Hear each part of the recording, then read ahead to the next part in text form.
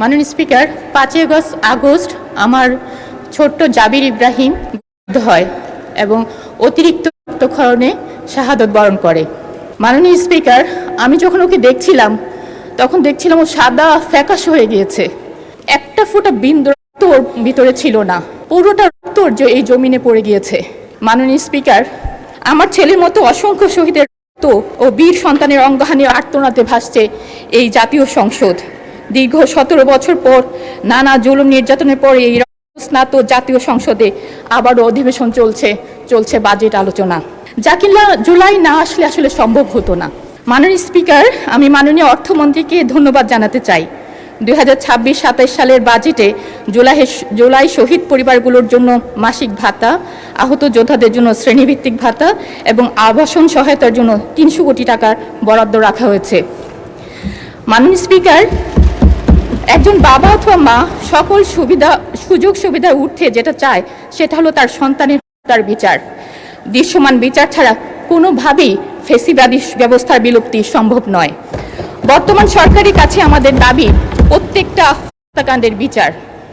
মাননীয় স্পিকার, 2026-এর 21শে জুনের প্রশ্নোত্তরে মাননীয় আইনমন্ত্রী বলেছেন, 24শে জুলাই সংঘটিত মানবতা বিরোধী অপরাধে আন্তর্জাতিক অপরাধ ট্রাইব্যুনাল মামলা করা হয়েছে 80টি। তার মধ্যে 7টি মামলা রায় ঘোষণা হয়েছে, 22টি সাক্ষ্য গ্রহণ করা হয়েছে এবং 51টি তদন্তাধীন রয়েছে। প্রায় 2 বছরে 7টি মামলা রায় হয়েছে। এ থেকে বোঝা যায় মামলা কতটা ধীর লয়ে চলছে। মাননীয় স্পিকার, এই মামলাগুলোর আসামি সংখ্যা 463 জন, এই গ্রেফতারকৃত হয়েছে 174 জন এবং এখনও পলাতক রয়েছে 288 জন। মাননীয় স্পিকার, 288 জন পলাতক রয়েছে, এদের গ্রেফতারের অগ্রগতি কি?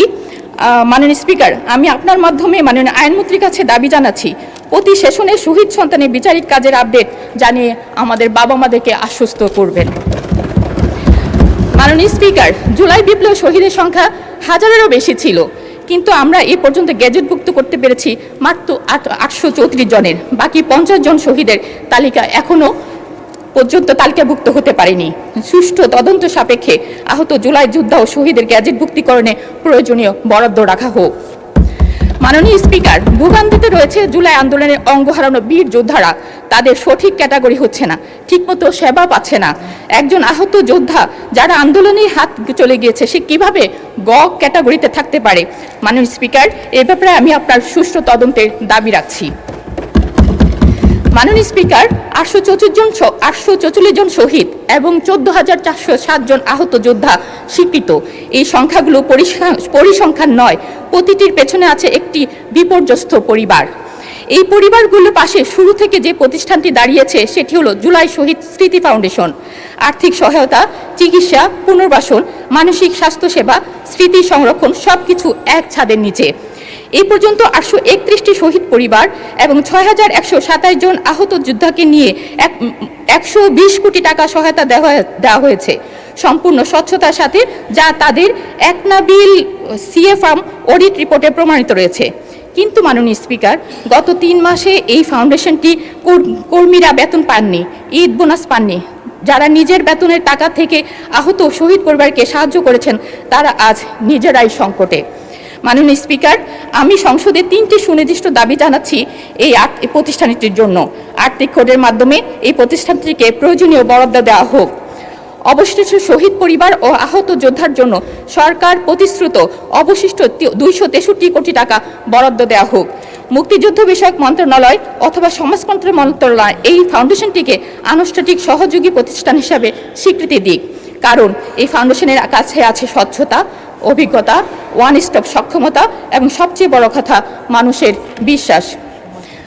মাননীয় স্পিকার, আমাকে একটু সময় দিবেন 2 মিনিট। জুলাই সদস্য, আপনাকে 2 মিনিট বাড়িয়ে দেওয়া হলো, 2 মিনিটে শেষ করবেন। ধন্যবাদ মাননীয় স্পিকার। জুলাইকে মুছে ফেলতে পলাতক ফ্যাসিস্টের বাহিনী বাস্তবে ও সামাজিক মিডিয়াগুলোতে অতিমাত্রায় তৎপর। বিভিন্ন জায়গায় জুলাই যোদ্ধাদের উপর নির্যাতন, হুমকি, স্মৃতিস্তম্ভ ফেলার মতো ন্যাক্কারজনক ঘটনা ঘটছে। জুলাই যোদ্ধাদের আইনি সুরক্ষা দেওয়া হলেও রাজনৈতিক সুরক্ষা দেওয়া হয়নি। এ ব্যাপারে মাননীয় আইনমন্ত্রীর কাছে একটি সুস্পষ্ট নির্দেশনা চাচ্ছি। মাননীয় স্পিকার, জুলাইকে বাঁচাতে হলে জুলাই বিপ্লবের ইতিহাস, আহত যোদ্ধাদের কথা এবং শহীদের স্মৃতি সংরক্ষণের জন্য জাতীয় ও স্থানীয় পর্যায়ে জুলাই স্মৃতিসৌধ, জুলাই জাদুঘর, গবেষণা কেন্দ্র এবং ডিজিটাল আর্কাইভ প্রতিষ্ঠার জন্য বাজেট বরাদ্দ রাখার জন্য অনুরোধ জানাচ্ছি, যাতে আগামী প্রজন্ম সত্য ইতিহাস জানতে পারে। মাননীয় স্পিকার, প্রাসঙ্গিকভাবে উল্লেখ করছি, জুলাই শহীদ স্মৃতি জাদুঘর কবে সর্বসাধারণের জন্য উন্মুক্ত হবে এবং কার্যাবলী পরিচালনার জন্য কোনো বাজেট রাখা হয়েছে কিনা। মাননীয় স্পিকার, আমরা ভুলিনি প্রিজন ভ্যানের সামনে দাঁড়ানো সেই মেয়েটাকে, যে তার বুকে সাহস দিয়ে সারা বাংলাদেশকে যে দেখিয়েছিল কিভাবে অন্যায়ের সামনে জীবন বাজি রেখে দুহাত প্রসারিত করে দাঁড়াতে হয়। মাননীয় স্পিকার, সেই মেয়েটাকেও ভুলিনি আমরা, যে ছাত্রলীগের আঘাতে যার কপাল কেটে রক্ত ঝরেছিল। মাননীয় স্পিকার, জুলাইয়ের পর এইসব অগণিত নারী যোদ্ধারা হারিয়ে গেছে, কিন্তু তাদের হারাবার কথা ছিল না। আমি আপনাদের মাধ্যমে এইসব নারীদের সংশ্লিষ্ট মন্ত্রণালয় পুরো স্বীকৃতির আশা করছি। মাননীয় স্পিকার, আহত ও পঙ্গু ব্যক্তিদের জন্য আজীবন চিকিৎসা, ফিজিওথেরাপি, মানসিক স্বাস্থ্য সেবার বরাদ্দ রাখা প্রয়োজন মনে করছি। মাননীয় স্পিকার, একটি পরিবার কর্মক্ষম মানুষটি যখন হারিয়ে যায়, সেই পরিবারের সন্তানদের শিক্ষার উপর আঘাত হানে। শহীদ ও আহত পরিবারগুলির জন্য স্কুল, কলেজ, মাদ্রাসা ও বিশ্ববিদ্যালয়গুলোতে আর্থিক প্রণোদনা দিলে তারা ঝরে না গিয়ে সম্পদে পরিণত হতে পারত। মাননীয় স্পিকার, মাননীয় অর্থমন্ত্রী বাজেট বক্তৃতার ৩ নম্বর অনুচ্ছেদে উল্লেখ করেন, আমরা যে জুলাই জাতীয় সনদ স্বাক্ষর করেছি তা অক্ষরে অক্ষরে বাস্তবায়ন করার ঘোষণাও ইতিমধ্যে মাননীয় প্রধানমন্ত্রী জাতির সামনে এনেছেন। যে জুলাই না আসলে আজকের এই সংসদেরই অস্তিত্ব ছিল না, সেই জুলাইকে নিয়ে জুলাই সনদ এখনও বাস্তবায়ন হয়নি। মাননীয় স্পিকার, আমি আপনার মাধ্যমে জুলাই সনদ বাস্তবায়নের আবেদন রাখছি।